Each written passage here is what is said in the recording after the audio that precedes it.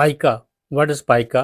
पाइका एक mental health condition है जिसमें एक शख्स कंपल्सिवली नॉन फूड आइटम्स को स्वेलो करते हैं, खाते हैं। पाइका तकरीबन 18.5% बच्चों में देखा जाता है। पाइका तकरीबन 10% उन लोगों में देखा जाता है जो मेंटली चैलेंज्ड होते हैं। कॉमनेस्ट कॉज जो पाइका की है वो है आयरन डिफिशिएंसी एनीमिया। एवं सिकल सेल एनीमिया में पाइका की एसोसिएशन डिटेक्ट की गई है।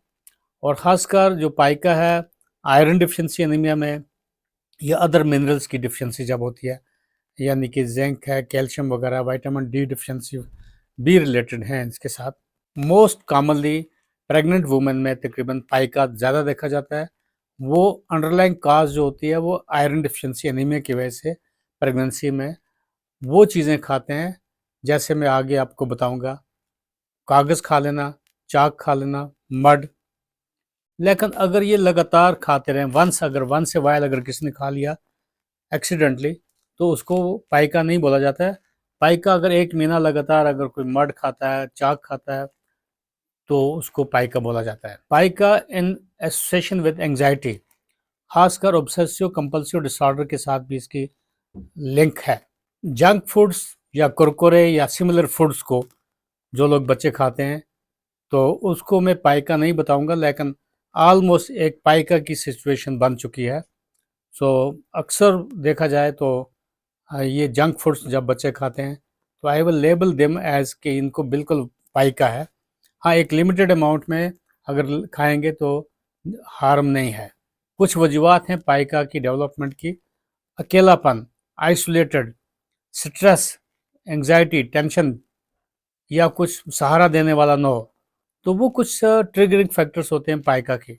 स्कूलों में कहीं देखा जाता है कि बच्चे छुप के कहीं चाक या कागज़ खा लेते हैं। अगर इनको लर्निंग डिसेबिलिटीज़ होती हैं, बिल्कुल वो चाक या कागज़ या मिट्टी खा लेते हैं। टाइप्स ऑफ पाइका जो है, यानी कि जो चाक खाते हैं, सॉयल या क्ले, इसको जियोफेजिया बोलते हैं। अमाइलोफेजिया कंजप्शन ऑफ स्टार्च होता है। Pagophagia craving for ice. Cartopyrophagia burn match heads जो खा लेते हैं। ट्राइकोफेजिया यानी कि कंजप्शन ऑफ वूल और hair. Xylophagia consumption of wood. Hyalophagia consumption of glass. Management कैसे किया जाएगा? पहले तो आपको एवेलुएट करना है वाकई आयरन डिफिशिएंसी एनीमिया है, आयरन स्टडीज़ करनी चाहिए, सीरम आयरन, सीरम फेरेटिन देखा जाए। उसके अलावा आप history, detail psycho social history पूछ लेनी है, देख लेनी है। घर में इनका रहन सहन कैसा है, किस तरीके से, क्या ट्रिगरिंग फैक्टर क्या है, क्या आइसोलेशन तो नहीं है, क्या स्ट्रेस रिलेटेड डिसऑर्डर्स तो नहीं है। तो उसको पर्टिकुलर जो फैक्टर है उनको रिमूव करना चाहिए। और इस तरीके से आप बिल्कुल, खासकर बच्चों को डिवर्मिंग पीरियडिकली अगर करते रहेंगे, आयरन डिफिशिएंसी एनीमिया को रेक्टिफाई करेंगे, तो पाइका ओवरकम हो सकता है। तो ये था पाइका के बारे में एक नॉलेज कि वाकई पाइका जो एक ऐसी कंडीशन है जिसमें कुछ एबनॉर्मल चीज़ें खाई जाती हैं।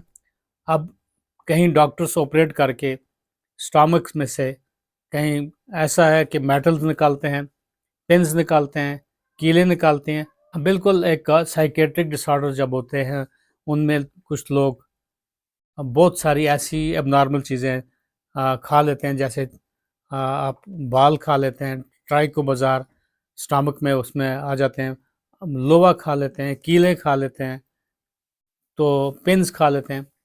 तो एडवांस वो एडवांस साइकेट्रिक डिसऑर्डर्स हैं।